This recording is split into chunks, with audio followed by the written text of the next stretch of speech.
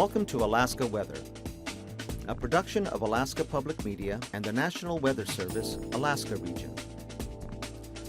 Produced and broadcast daily from the studios of KAKM, Alaska Weather provides complete forecasts, public, marine, and aviation for all of Alaska. Alaska Weather is made possible by the following sponsors.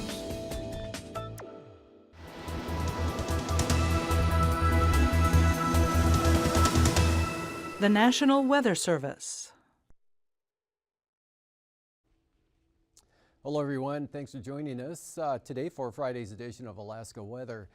On the graphic here, we got flood warnings out tonight for the Chena, Goodpaster, and Salcha rivers for tonight through tomorrow, and actually through most of tomorrow evening.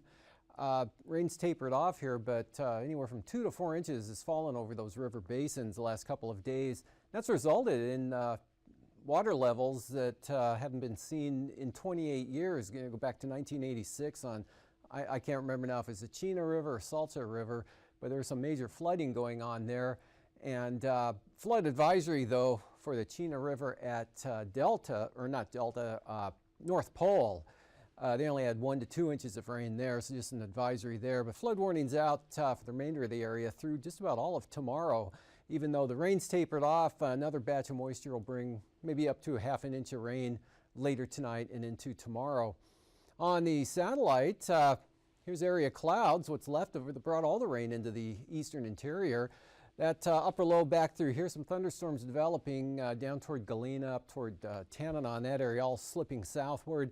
This area of moisture will continue to drop southward. The main parent low here in the Gulf of Alaska, so that circulation pulling all this moisture, which brought nearly an inch of rain to some areas of the northern southeast coast. Juneau getting about 8,200 in the last 24 hours. So the easterly flow is going to pull that westward tonight. Not too much in here, it's just isolated scattered showers in this first band, but all the rain back in this area will be pulling, spreading across Prince William Sound, Copper River Basin this evening, and should show up across the Cook Inlet, Manuska Valley late tonight to, at the latest, early tomorrow morning, and then gradually pull off to the east.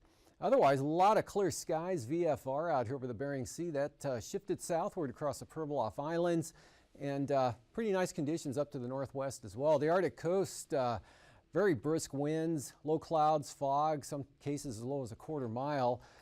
Winds kicked up to about 35 miles an hour in gusts at Dead Horse, with pretty windy all the way even onto the east side there in that 15 to 30 mile per hour range. But the conditions on the west side were better, flying conditions, higher visibilities, not so much in the way of IFR there, but it did extend all the way down to about the Point Hope area. What's not showing up here is quite an extensive area of fog and low clouds right along the coast. Shishmaref and Kivalina all the way back to Point Hope. Visibility is running 1/4 to a ½ mile, but better over at Kotzebue. And of course, the inland area is VFR.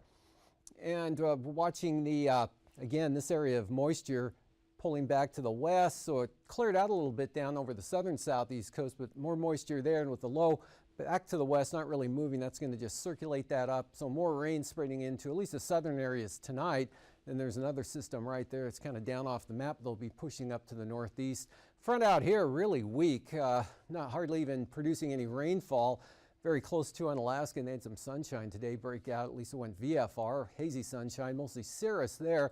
And just some areas of light rain back to the west, but not much at all associated with that. Main low here over the central Aleutians will weaken and remain in about that position through Saturday and even Sunday. You can kind of make out the circulation there just north of Adak, and really not much movement expected with that. The front will continue to just wash out tonight. And on the chart today, here's all this moisture pulling back to the west there, and then this stuff dropping southward. So that'll definitely bring some rainfall into the northeast Bristol Bay area, some of which could reach Kodiak Island. High pressure and the clear skies here that shifted south to St. Paul, maybe St. George Island during the afternoon, but good clearing all the way into Bristol Bay. Low clouds bringing off this morning along the coast, and then the dense fog up here. That little low circulating westerly flow keeping it socked in over the north coast of the Seward Peninsula on up, as I mentioned, to Point Hope. And thunderstorms developed here over the eastern interior, so southeast of Arctic Village and back here to the west with the main upper low. Pretty moderate showers showing up along the western Alaska Range, back out to the west, down to the south. Nice day, Kodiak today. And here's the next system. We'll be bringing moisture up, rain spreading back into the southern coast tonight. Could be some southeast winds, 20 to 30 knots there in the marine area. So gusts of 35 miles an hour possible. Inside channels could get pretty windy. In some areas, the net could see gusts 25 miles an hour.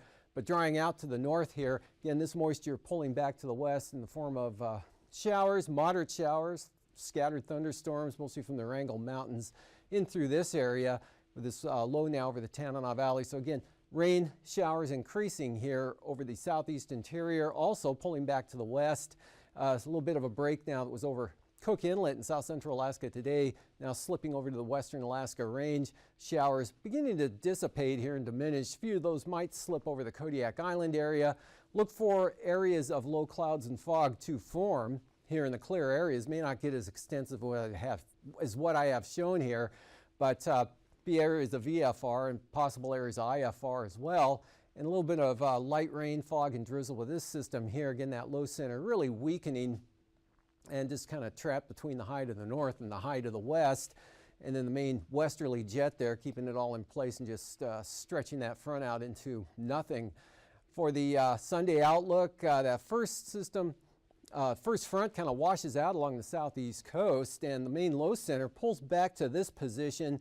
Another one developing, moving northward tomorrow and tomorrow afternoon. Really won't affect the area until late tomorrow night. But look for showers, or the rain changing over to showers and diminishing during the afternoon hours. A big area of rainfall now pulling, as I mentioned, into south central Alaska late tonight, and that will continue through tomorrow. And if it moves through fast enough, it may begin to change over to showers and start to end during the afternoon hours here from Kenai up to Anchorage and maybe in the Matanuska Valley. But the western areas, western Susitna Valley over the Alaska Range, look for just solid rain almost the entire day tomorrow. More rain up in the Tanana Valley, 40-mile country, and those areas where the flood warnings are out, but shouldn't be as heavy as what you saw a couple days ago. Nice weather, nice conditions, light winds. Still a little brisk on the Arctic coast, probably not as strong as what you saw today, but anywhere from 15 to 25 miles an hour. Could see some gusts of 30 miles an hour on the east side. Should be lighter back here to the west, and partly to mostly sunny. Areas of low clouds again, Chuck CC through the Bering Strait right down to St. Lawrence Island. High pressure holding over the northern Bering Sea. Also back over the Komodorsky Islands, or actually that front's approaching the Komodorskys, the high near Shemya. And that'll push some low clouds and fog down to the coastline here, much like today along the Alaska Peninsula, and some just light rain or drizzle in over the western Aleutians. And then that front right in this position for Sunday, so occasional rain, mostly along the coast, more of a showery condition inland. Clears out nicely, mostly sunny now over the Tanana Valley, Yukon Valley, and then another batch of moisture beginning to push westward there from Prince William Sound, with some breaks over Cook Inlet, moderate showers northeast Bristol Bay, isolated thunderstorms all along that trough axis of lows up into the northeast interior, and high pressure out over the Bering Sea holds right through the weekend. And temperatures today, lower to upper 50s over the Panhandle, 49 rain in Yakutat, 52 down at Sitka, and a 64 at Seward this afternoon, 65 both at Valdez and up at Gulkana, 67 at Northway, 62 Delta, 66 at Fairbanks, near 70 degrees in the Susitna Valley today at Squintna, 69, 10 degrees cooler down at Homer, 50s Kodiak Island, and a 66 there at King Salmon up to the north. Eagle had the warm location today with 78 degrees. And Fort Yukon pushed up to 70. These are all 4 p.m. readings. Mid-30s there along the Arctic coast with the gusty northeast winds and fog. A little milder in over the North Slope. Atchison at 43. Point Lay 47. And back into the low clouds here along the coastline. Kivalina just 38. 39 Shishmaref and a 46 at Kotzebue.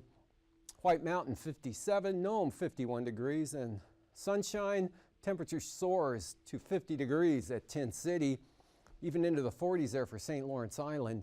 Otherwise, 50s here, deltas out to the coast, mid 60s in over the Kuskokwim Valley, 64 at Anvik, and then out to the west, near 50, upper 40s is near 50 for the Pribilof. Same thing here for the Aleutians. On Alaska, though, up to 51 this afternoon.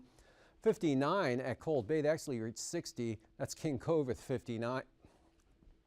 46, and some fog at Port Hayden with 66 degree reading there at King Salmon. Mid 50s in the southwest part of Kodiak Island. Lows tonight, 31 degrees at Barrow. Otherwise in the 30s there for the North Slope and Arctic coast, up 40s to near 50 over the interior, and upper 40s, southern Alaska, to mid 40s over the Panhandle.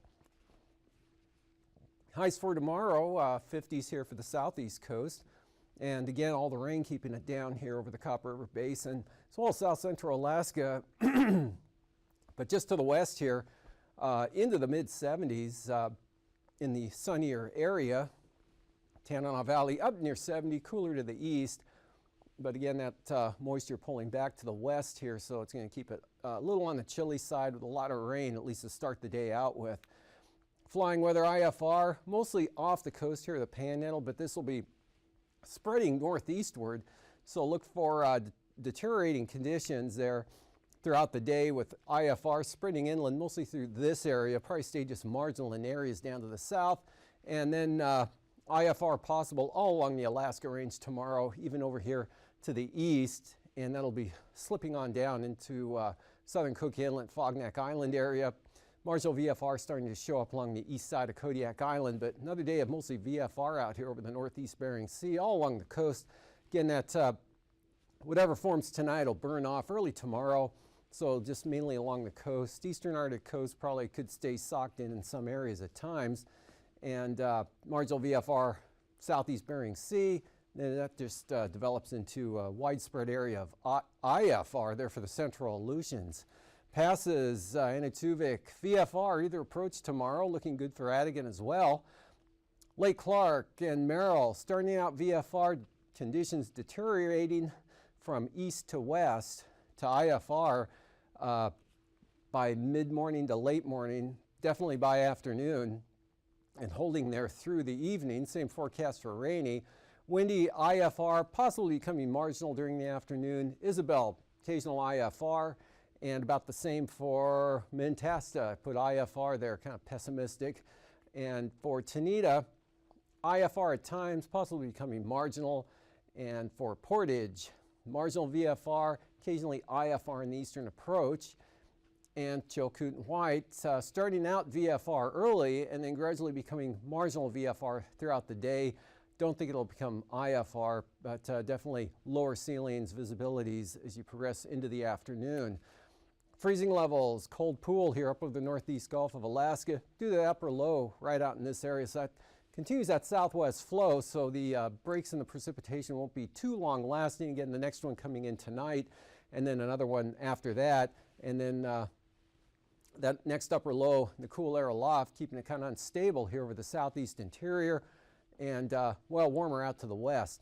And for icing, rimed mix below about 15,000 feet here over the southeast coast. Again, that coming northward throughout the day and progressing up toward the northern areas. Otherwise, just more of an unstable type air mass, so mixed to rime, mostly mixed areas of rime icing below 15,000 feet. Could be some areas of moderate icing in this area, which extends to the north and to the northeast. Icing free out here to the west, and then whatever's left of that front could be some areas of trace amounts of rime icing to 16,000 feet, but nothing serious at all. And the jet stream here just south of the Aleutians, and then diving down, kind of splits here. One branch coming up east of the Panhandle tomorrow, so you're under the kind of cooler air mass there, but there will be that next moisture area coming up from the south tonight, spreading northward. And again, what isn't shown here is the easterly wave that'll be coming across southern Alaska tonight and tomorrow, and going to the 9,000 foot winds. There we go. High pressure, light winds out over the northern Bering into the Strait, and then this kind of elongated trough axis coming westward here. Winds 30 to 35 knots there along the southeast coast. Easterlies, I think that was 30 I meant to put there, not 50. But there's a pretty good wind max right through this area in the central part of the state. Drops off to 15. And taking a look at 3,000 feet, same thing, 30 knots east-northeast there in across the White Mountains here, then dropping back as you head west. Very weak low up over the Susitna Valley, 10 to 15 knot wind. Southern Alaska, 25 to 30 knot southeasterlies along and just off the Panhandle, and pretty light winds here over the Bering Sea. Kind of southeast 20 between this dipole out there, but nothing much more than that. Turbulence, smooth out to the west, the Aleutians, the Bering Sea, none at all. Maybe some moderate chop due to those gusty winds. We saw 3,000 and 9,000 feet here over the northeast interior. Eastern Arctic coast, enough of a gradient there to keep moderate chop possible for smaller aircraft. And then some moderate chop showing up on the south coast, mostly from Sitka or especially Port Alexander on southward there. And after the break, hangar flying, I'll be back in 6 minutes with the marine forecasts.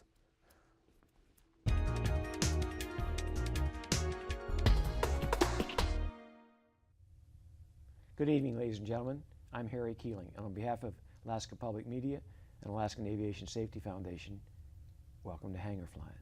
We're fortunate tonight to again have General Russ Handy on our program. General Handy is the Alaskan commander and a very experienced fighter pilot.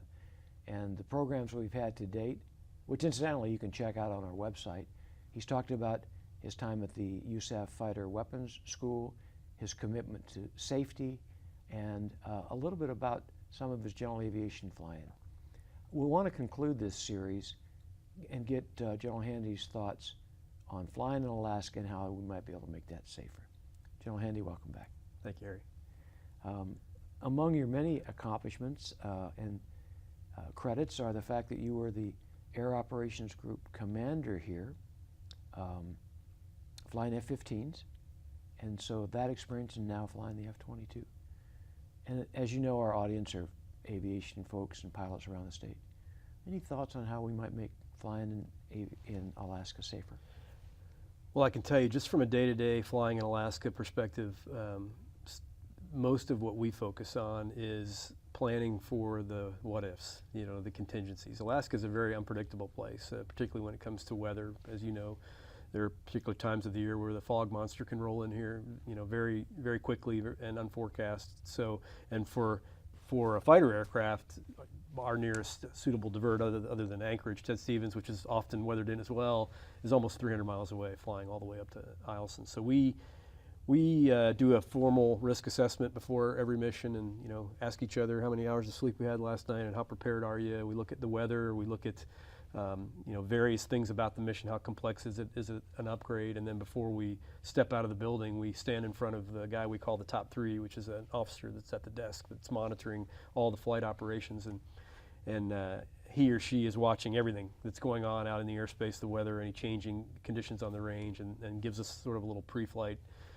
spiel. We check in with the supervisor flying before we take off, and so just to try to keep the most up-to-date information we can keep, so that we know, you know, I'm going to add another 1,000 pounds of gas to my bingo fuel and just have a little bit of extra today. And so I think planning for the unexpected is what keeps people safe in Alaska, at least in our business.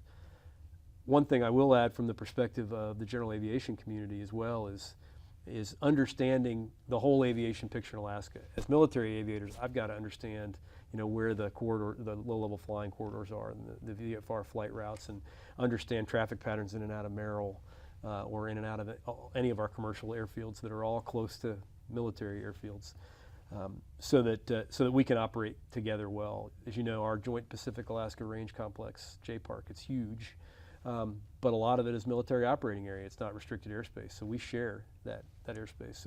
So checking the NOTAMs and understanding when the high-speed military activity is ongoing, and you know, if there are questions, finding out the answers to that, I think, before you fly, are all important for both civilian aviators and military aviators. Well, I will say, General Handy, that I think that your staff does a very good job of trying to keep linked to the different organizations, the different safety organizations, the Airmen's Safety Foundation, with your ACMAC, Alaska Right. Civil Military Advisory Committee, or I can't remember but periodically meeting and talking about issues, because there are can be conflicts both here and around the Anchorage Bowl and also up at Fairbanks. But I appreciate the fact that you guys lean forward to the extent that you do to try and resolve problems before they develop. Any last thoughts, sir? We got about a minute and a half left. No, to sort of piggyback on that, Harry, I will say that one of the beauties of living and working in Alaska as an airman is the community's attitude towards our men and women in uniform. It's really unlike any other place I've ever served.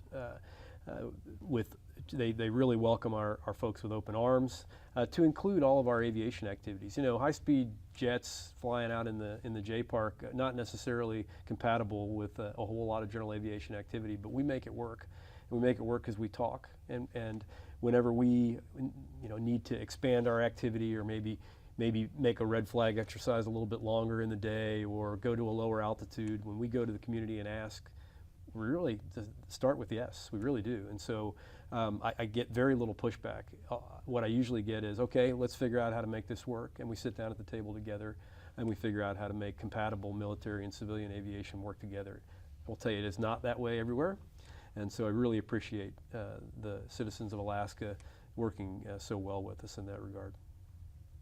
Well, sir, I believe it's great having you at the helm of Alaskan Command, and I'm envious of your career and your opportunity to step out and fly the F-22.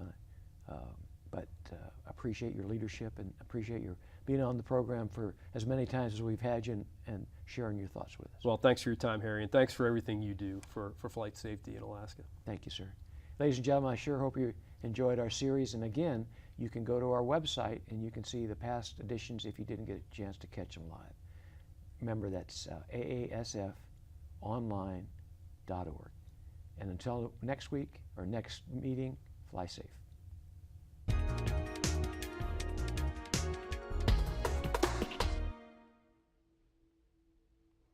Welcome back. Small craft advisories for the central and southern coast tomorrow, 25 to 30 knots, strongest down to the south, becoming more east, dropping back to 20 knots on up to the north. Lynn Canal, Glacier Bay, 20 to 25 knots, lightest central inner channels, and then small craft advisories even over the southern inside water areas. And that's going to hold again. They'll drop off and then come back up on Sunday or Saturday, Sunday. Forgot to change the label.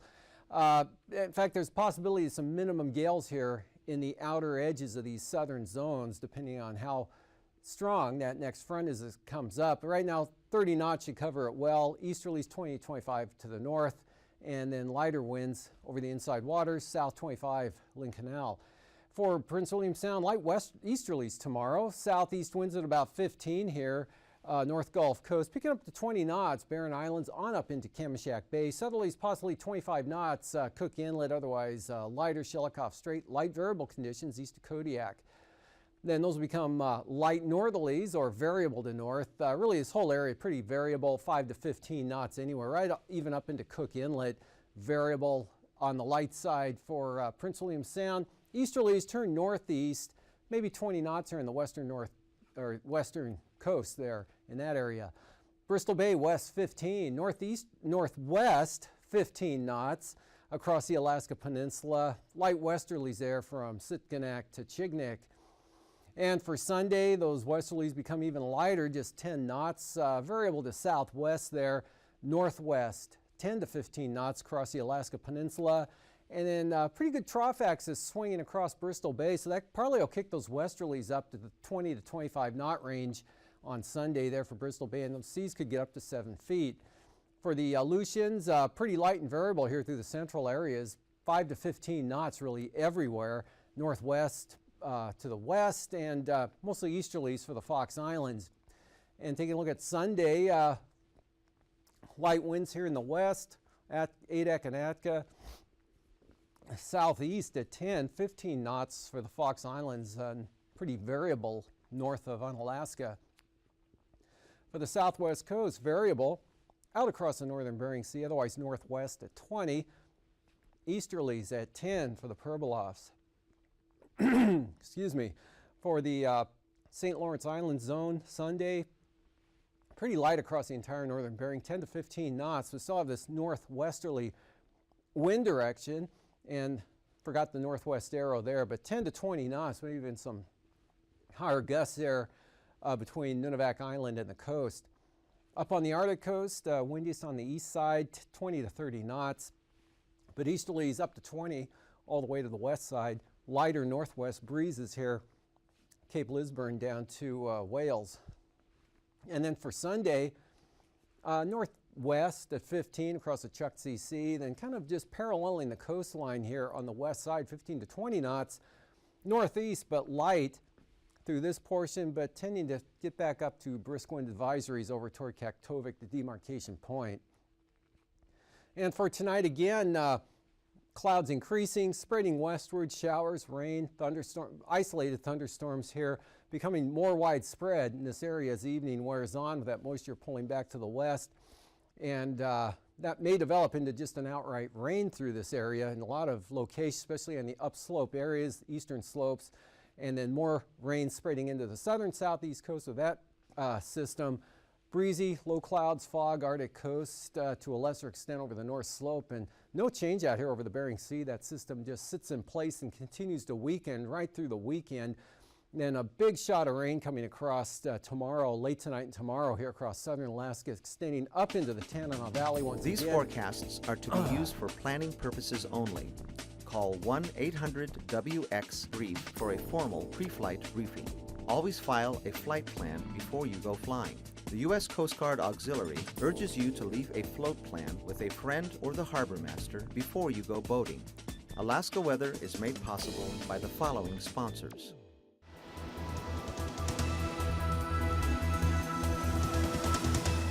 The National Weather Service.